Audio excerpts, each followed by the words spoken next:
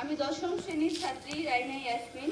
আমি ভারতের একজন স্বাধীনতা সংগ্রামী অর্থাৎ গান্ধীজির জীবনীটি উপস্থাপন করছি। 1869 খ্রিস্টাব্দের 2 অক্টোবর গান্ধীজি ব্রিটিশ ভারতের গুজরাট নগরীর পোরবন্দরে জন্মগ্রহণ করেন। তার পিতা ছিল করমচাঁদ গান্ধী এবং মাতা ছিলেন পুতলিবাই। তার মা তাকে মনু বা মানিয়া বলে ডাকতেন। গান্ধীজির স্ত্রীর নাম ছিল কসুরাবাই এবং তার হরিলাল, মণিলাল, রামদাস, দেবদাস নামে 4 পুত্র ছিলেন। গান্ধীজি ইংল্যান্ডের ইউনিভার্সিটি কলেজ থেকে ব্যারিস্টারি পাশ করে আসেন। তিনি পেশায় ছিলেন একজন উকিল, রাজনীতিবিদ এবং লেখক। গান্ধীজির রাজনৈতিক জীবন শুরু হয়েছিল 1893 খ্রিস্টাব্দে। গান্ধীজির দাদা এন সন্ডার্স একজন আইনজীবী হিসেবে দক্ষিণ আফ্রিকায় গিয়েছিলেন এবং সেখানে গিয়েই গান্ধীজির জীবনে নাটকীয় পরিবর্তন ঘটে। তিনি সেখানে অন্য বৈষম্যের শিকার হন। তার কাছে ট্রেনের প্রথম শ্রেণীর বৈধ টিকিট থাকা সত্ত্বেও তাকে মেরে 3য় শ্রেণীতে পাঠিয়ে দেওয়া হয়। গান্ধীজি এরপর 1915 খ্রিস্টাব্দে 19 জানুয়ারি দক্ষিণ আফ্রিকা থেকে ভারতে ফিরে আসে।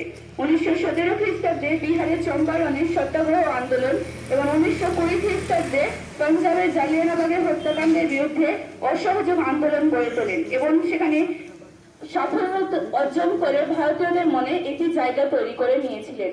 1921 খ্রিস্টাব্দে গান্ধীজি জাতীয় কংগ্রেসের সভাপতি নির্বাচিত হয়েছিলেন।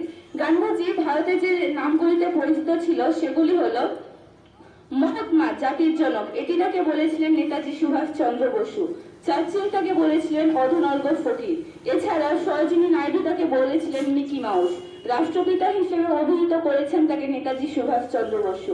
গান্ধীজির রাজনৈতিক জীবনের গুরু ছিল গোপাল কৃষ্ণ গোখলে।